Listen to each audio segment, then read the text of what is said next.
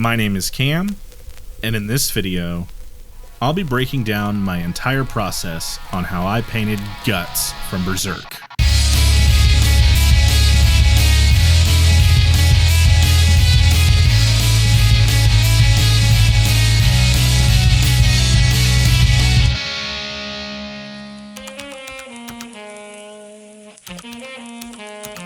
This model was sculpted by from Bulkamancer.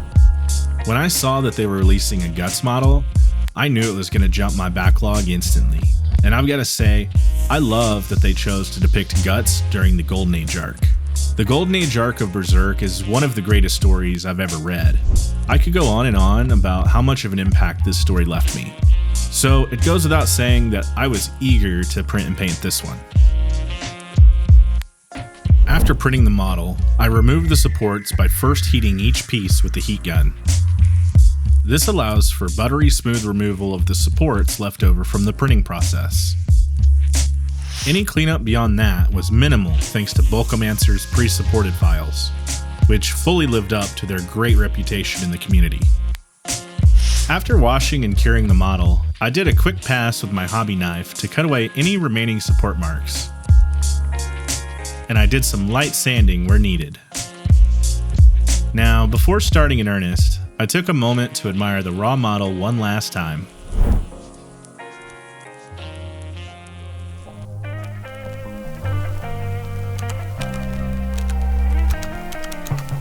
For priming, I use a lacquer-based surfacer, my favorite being the Surfacer Evo line from Gaia Notes. I chose to prime most of the model in white because it gives me better control over how my paint influences the final color, especially for skin tones. The priming stage is crucial. Without primer, the paint won't adhere well and is more prone to chipping and peeling later. So save yourself the headache and prime your models. Now, with the model fully prepped and primed, it's time to move on to painting.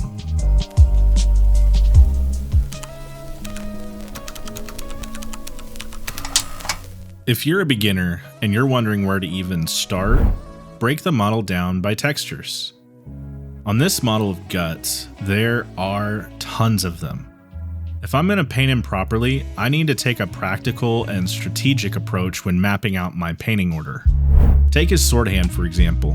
This one piece alone has skin, a glove, armor, and the sword hilt and pommel. All very different textures. So I hone in on which texture is easiest to mask after airbrushing. It's usually the most recessed portion of the piece, so that's where I'll start. I'll airbrush, mask, and repeat each layer until I get to the finer details, which I'll paint by hand at the end. So with that logic in mind, I'll be breaking this video into chapters, each one focused on a specific texture.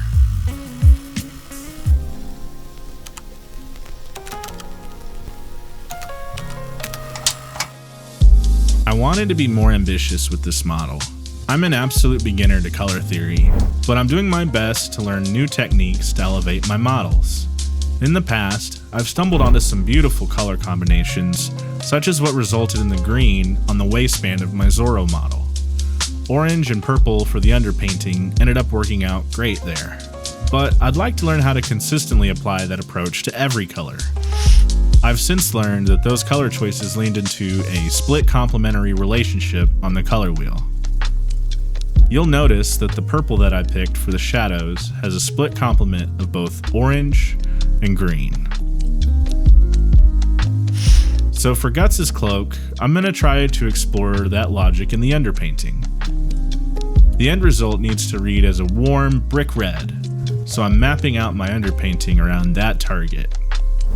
In the shadows and inner folds, I'm laying down dark forest green with my airbrush.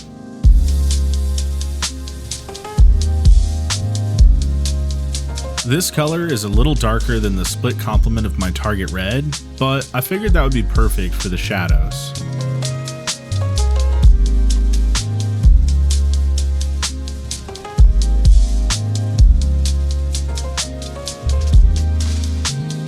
Oh, and not to mention, going with green instead of black should allow the shadows to blend more naturally with the red that I'll be adding later.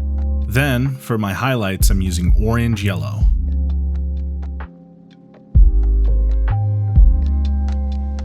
I chose this color because I wanted to elevate the warmth and vibrancy of the red, and I really like how red sits over this color. So I know that orange-yellow really isn't a split complement, but it is analogous to red, and I've layered red over this color plenty of times in the past. So I did lean on my prior experience a little bit to inform my decision making. Now, the actual red paint itself, this one was a bit challenging for me. I usually don't do a whole lot of color mixing, and I didn't have this exact color. So I reached out to my buddy Saintism, and he helped me work it out. I ended up with a mix of 20 parts bright red, 10 parts Eva orange, and 1 part ultra blue. Also, up till now I haven't mentioned how I thin my paints, which that may need to be its own video, but at least for Gaia notes, I use 1 part paint to about 2 to 2.5 parts thinner. Now, I built up the red lightly, ensuring that I don't lose too much of the values that I applied in the previous step. I'll say that the results were well worth the effort. Seeing the red build up over the underpainting is super satisfying.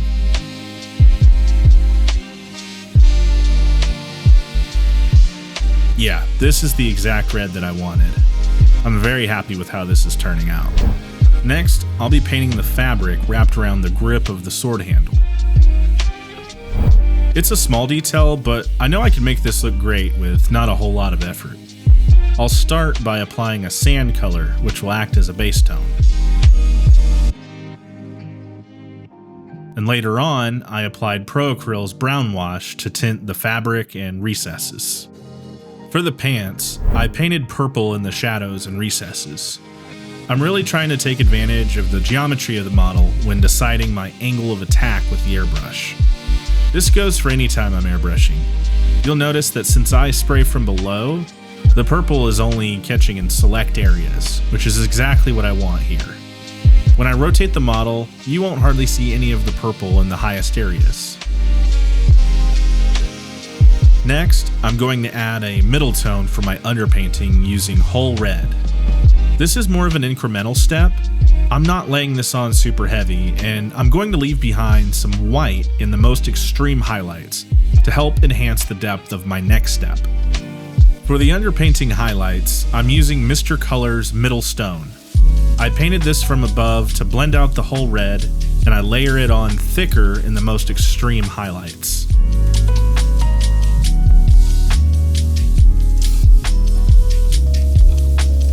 Afterwards, I blend this all down gradually using a deep brown. This complex gradient grants depth to the pants as I work towards building up to my final color. Which leads me to Mr. Color 321. This is what will tie it all together. I'll be painting this from above with a light touch to ensure that I retain the values of my previous layers.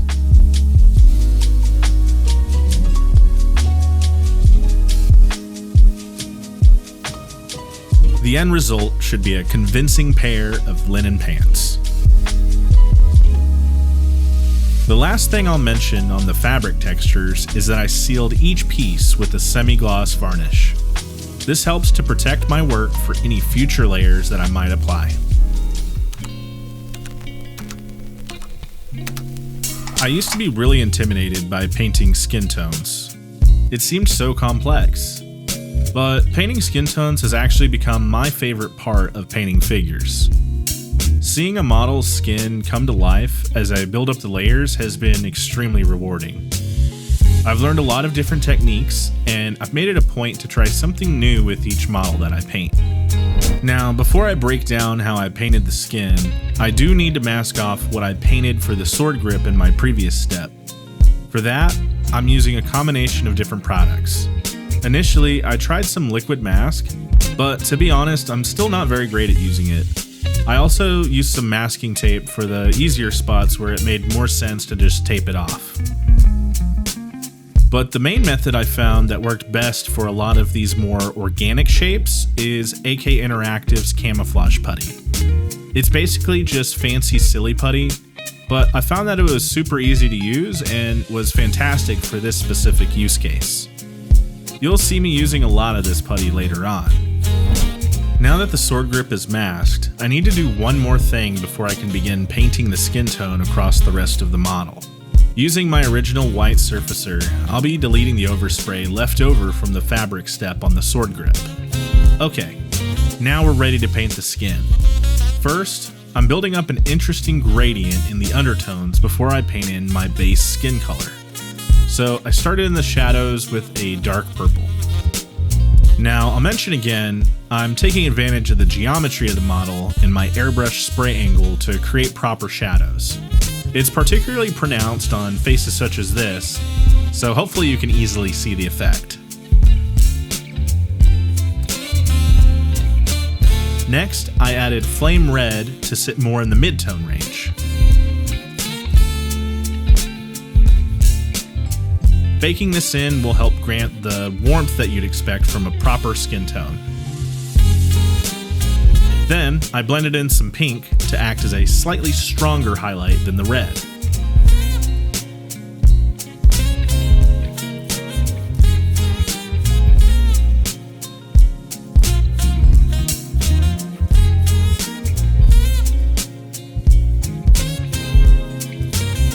Okay, now for this next color, I was pretty skeptical when I first saw it, but it actually turned out amazing.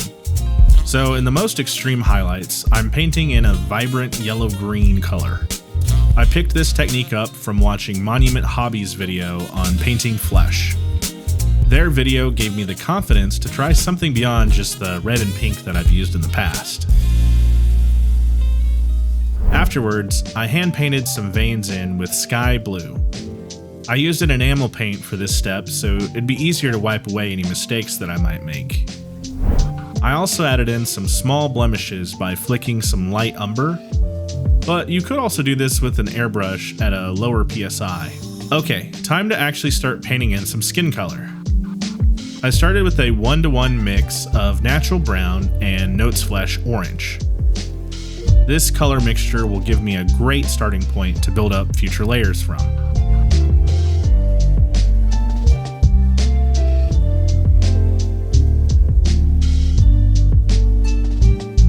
Afterwards, I gradually added in Notes Flesh orange by itself, primarily targeting the highlights.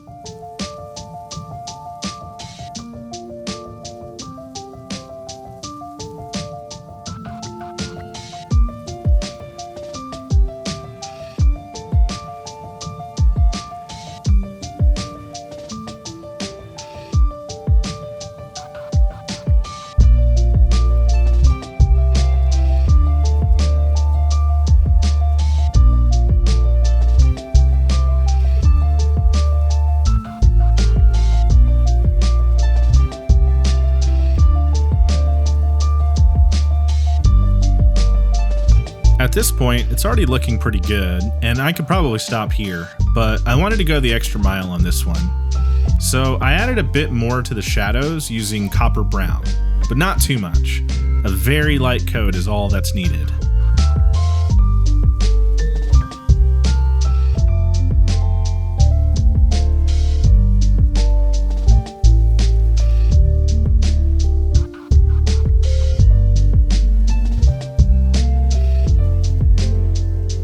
I blended everything in with another mix of Notes Flesh orange and natural brown, this time doing a 9-to-1 ratio.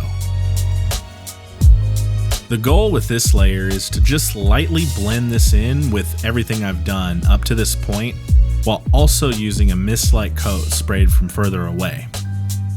Next, I added a quick top coat to seal in my work just like I did with the fabric textures. But this time, for the skin, I went with a flat varnish. To finalize the details of the skin, I'll be applying pastel shading inside the recesses of the muscles and the contours of the face. This has become one of my favorite techniques that I use to elevate the skin tone on my models. It's very forgiving. You can pretty much just wipe away any mistakes using water and a Q-tip. But it adds just that extra bit of depth in the shadows when done right. For the color, I'm using Caput Mortem, which sounds like a metal band, but it's actually like a purplish dark red-brown. After applying a varnish to the pastel layer, I masked the face using masking putty and then painted neutral gray 5 for the base color of the hair. And then neutral gray 3 for the highlights. I love the masking putty for stuff like this.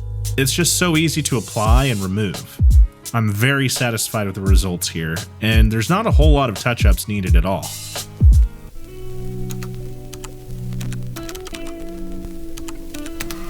Guts' sword and armor are prominent features on this model, so it's important that I paint these metallic textures right. To start off, I masked the sword hand to protect the skin tone. Then, across the blade and all of the different armor pieces, I applied a gloss black. It's crucial to start with the gloss black to get the best results out of your metallic paint. So for the armor, I used meteoric iron. This is my favorite dark metallic paint. I try to find as many excuses as I can to use it. It looks so spot on for Guts' armor. Now, unfortunately, I forgot to hit record when painting the blade, but for that I used tungsten steel. It's still a dark metallic paint, but it does have a slightly different hue than the paint I used for the armor. Then I masked off the blade so I could paint the crossguard. I wanted it to read as like a dark brown metal, so instead of a gloss black base for the metallics, I used mahogany, and then I applied a light coat of gunmetal.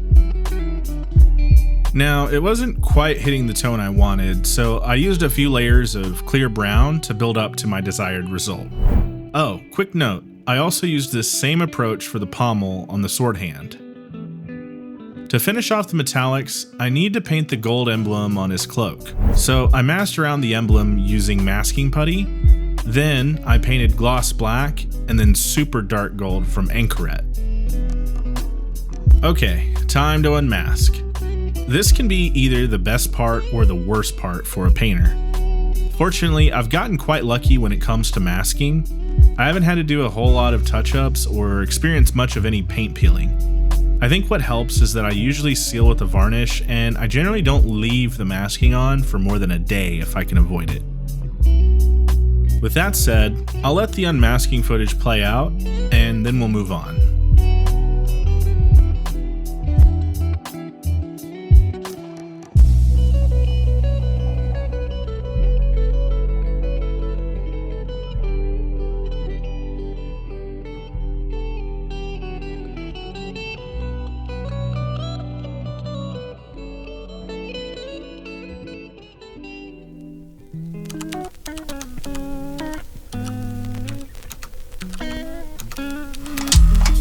Okay, this is looking pretty darn good so far. I'm really happy with how this is shaping up. Now that I have some color on the model, it's nice to be able to visualize my progress and see what's left to go. Before I move on to painting the leather, I wanted to say a quick thank you to everyone watching and supporting my channel so far. It has been awesome getting so many nice comments and feedback as I figure out this whole YouTube thing. If you feel like I earned it, drop a like on the video and subscribe to the channel. It helps a ton. I love connecting with people in this hobby, so please don't be a stranger. I feel like I say this with every model I paint, but this one has truly been my favorite model I've painted so far. And this time I really wanted to do something special for it. Ever since I began painting models, I've wanted to have my own modeling magazine or some sort of art book. So I decided to make one. This will function as a companion document to go along with the video that acts as one part instructional content and one part digital art book. Now, I'll be clear, I'll never gatekeep how I paint my models and will always do my best to show off the techniques I learn and what paints I use. But I figured this would be a cool way for if you're wanting to paint a model how I did, you'll have something beyond the video for you to reference. And if you really like the video, it's an opportunity for you to show your support and get something cool in return. So I'll have this available on my Patreon if you're interested.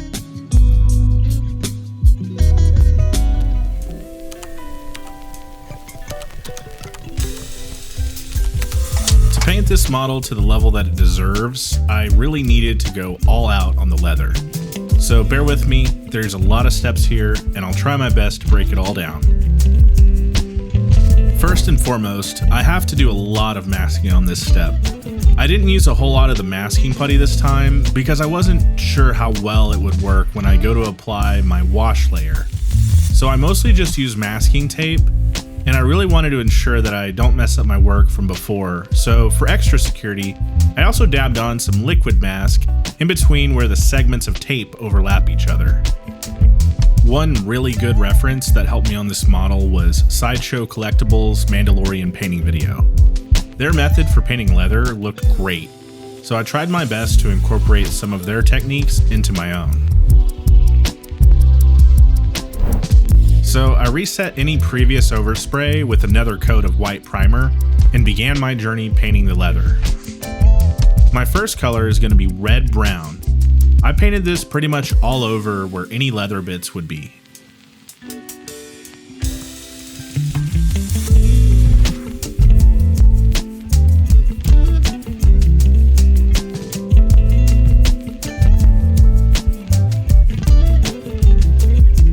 Then I used natural brown and painted it kind of like a broad highlight. So there's a good amount of coverage with this, but I left a decent amount of the red-brown behind to act as the shadows.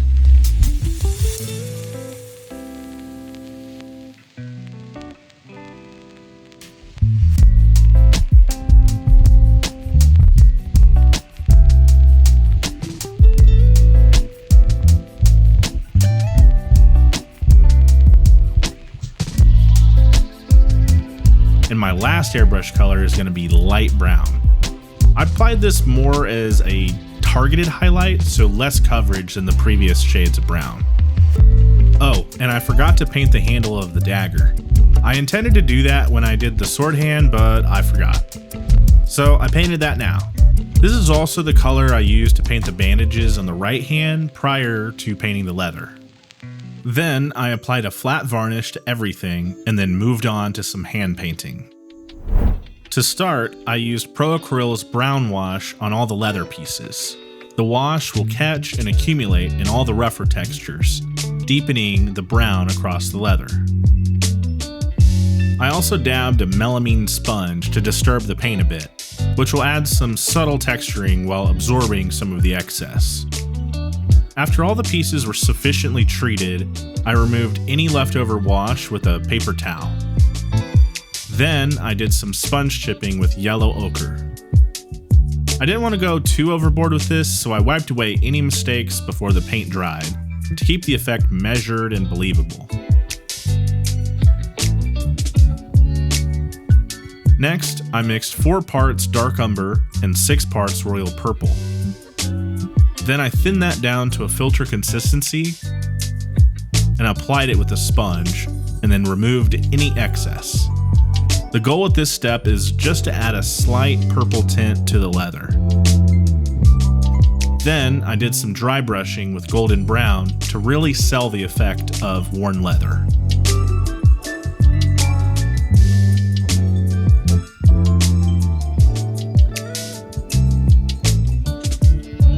I also took an opportunity to dry brush warm gray onto the bandages of the right hand.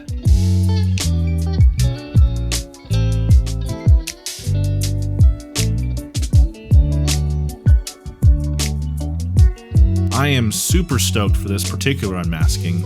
I can't wait to see how the leather looks against the other textures.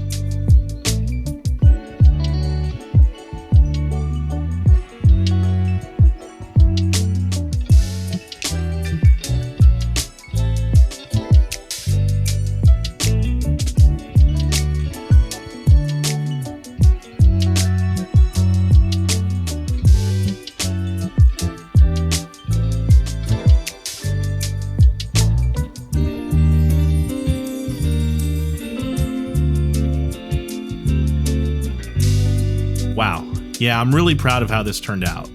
I was a little nervous about doing all the weathering steps, but I'm really glad I did it. The leather really elevates the model and looks even better than I had even hoped.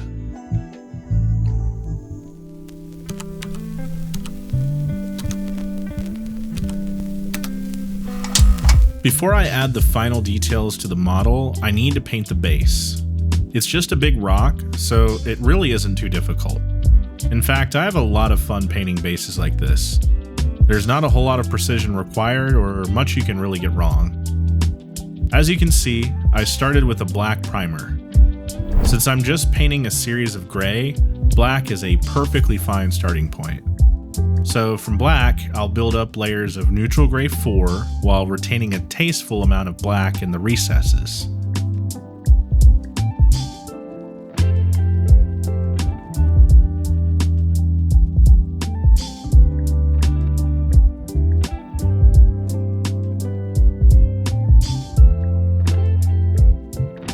Then I'll highlight further with neutral gray 2.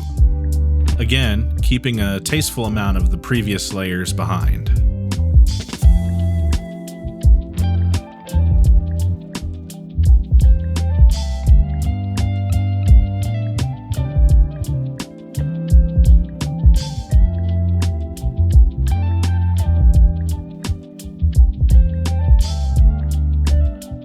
And then I'll seal it with a flat varnish.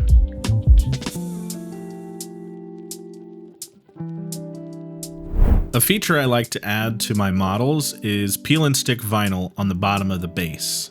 It creates a uniform bottom without me needing to perform any gap filling or really much additional work at all. I just sand the bottom smooth and then peel, stick, and cut.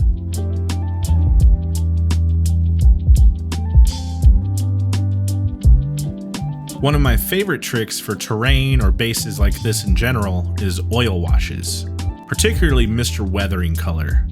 This stuff is super easy to work with and will really dirty up the rock nicely. So I apply a generous amount across the entire piece, and then I dab it off with a paper towel and some of Mr. Weathering color solvent if I'm having trouble getting it off. Next, I do a series of dry brushing, just escalating the tone lighter and lighter as I build it up. So I started with warm gray, then I did bright warm gray,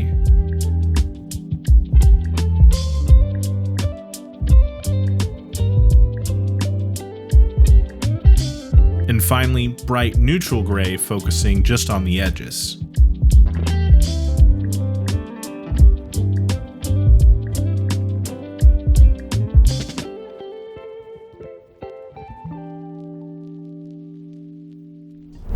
Alright, that about wraps up the rock.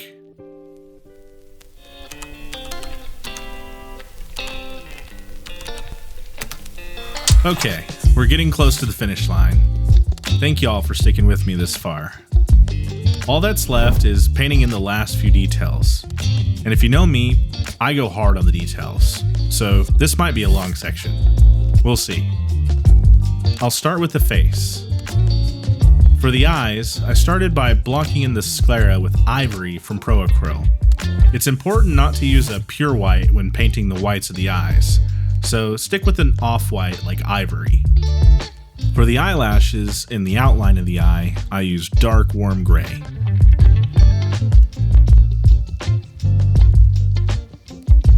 And for the eyebrows, I went with dark neutral gray. It's a minor detail, but this subtle shift in temperature of the colors will help differentiate these smaller details. For the lips, I mixed dark warm flesh with shadow flesh to a glaze consistency, and then I applied a few thin layers. In the scar on his nose, I just put a quick line of shadow flesh. Now, for the iris and pupil, I'll be honest, I really struggle here. I even had to start completely over with the eyes at some point. But I started by dotting in a guide for myself to try and stick to. I'm not quite sure if it helped or not, but I'm sure as I practice this I'll get better. But I went ahead and blocked in a circle of black-brown to start. Once I confirmed that I have my placement correct, I use coal black to dot in the pupil. Then I add in some light umber and golden brown to the iris to make the eyes look a little bit more interesting. And for the specular highlight, I'll use bold titanium white. This is the effect that truly sells it, so don't forget this. Next, to finish up the hair, I added some highlights by dry brushing neutral gray, and then did a softer dry brush layer of bright neutral gray. For the very last step of the face, I'll paint a layer of satin varnish on the eyes and lips to give it a subtle shift towards wetness, without looking too watery like a gloss varnish would. Moving on to the pants, I added a quick dry brush layer of ivory to slightly push up the highlights and hint towards wear. I just stuck to the highest areas and the apex of each crease to help give more depth to the shadows within the folds of the pants. Okay, you'll surely have noticed the amount of buckles and bolts across the model. These will actually be super simple. I'll use gloss black as the base color, and then brush on silver. I'll repeat this on all the buckles and bolts across the model.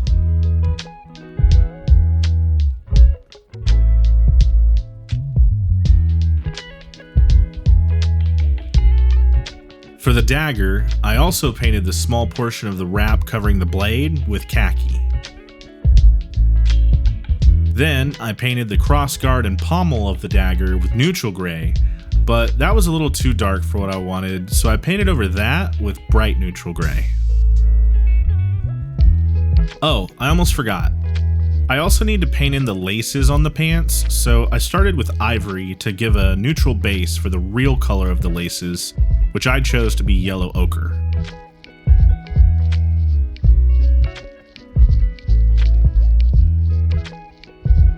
Now, wrapping up with the cloak, I dry brushed beige red to add some slight weathering. Nothing too heavy, just enough to add some contrast and wear. With that done, I can now move on to my absolute favorite part of model painting.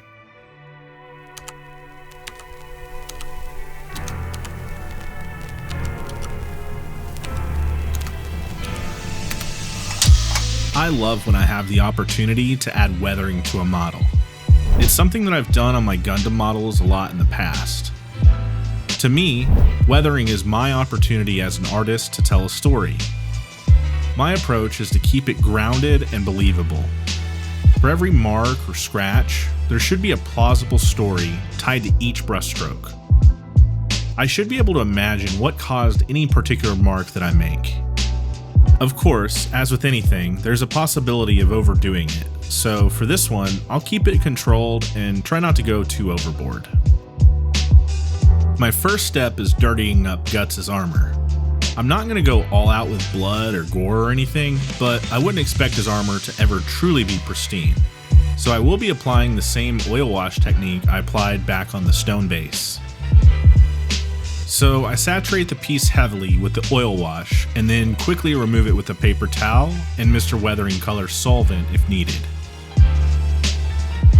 Yeah, just the wash alone is a night and day difference.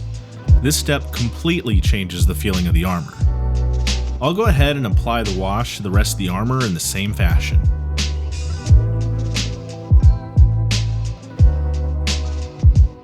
Of course, the sword will also be getting the same treatment as well. Next, I'm going to add some silver chipping using a melamine sponge. The silver will contrast with the dark metal perfectly to give the perception of wear around the raised spots. And I added a bit of randomness as well for good measure. For less random, more targeted scratches, I brought out my weathering pencils from AK Interactive. These are great and super versatile. Going back to what I was saying earlier about storytelling, I try to envision the battles and scenarios that would lead to the kind of wear that I'm portraying. I'm not going too heavy, so I won't be adding massive gouges in the armor, but I do think it's plausible that you'd see this kind of buildup of scratches throughout the armor, given the amount of fighting that Guts does.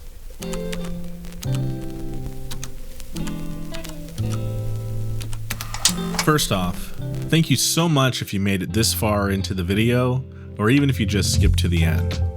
This is easily my best model to date.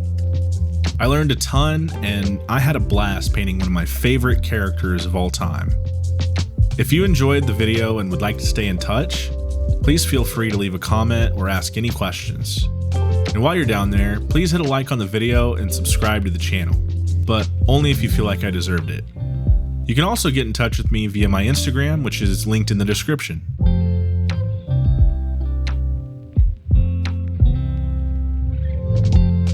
There's a lot of information I just couldn't pack into this video, so I'll try to include some extra tidbits in the comments. And of course, like I mentioned earlier, I'll have the digital art book companion to this video available as well.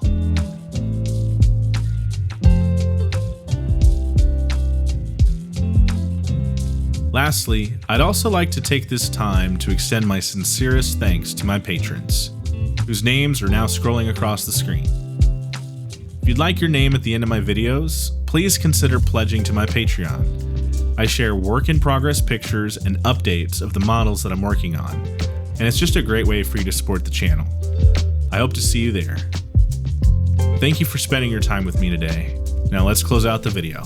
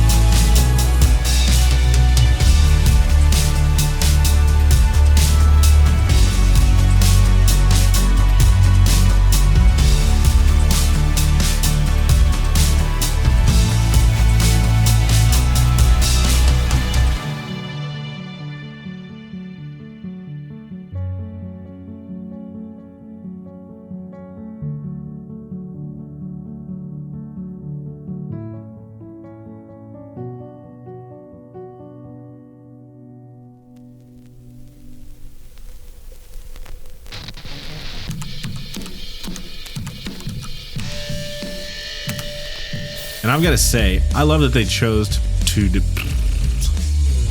after washing and curing the model, I did a light a light pass, okay. In the past,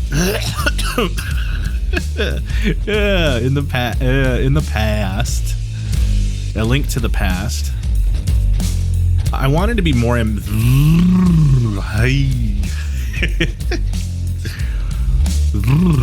I wanted to be more ambitious with this model.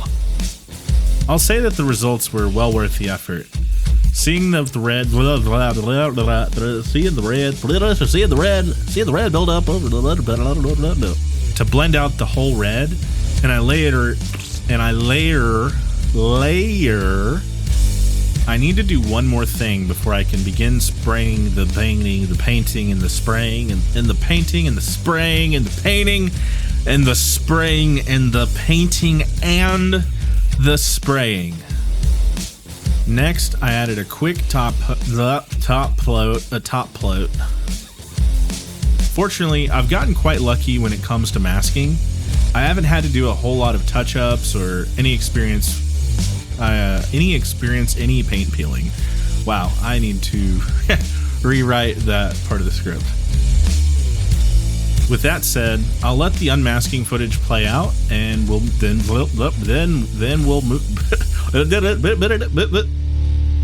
which will add some subtle texturing while absorbing.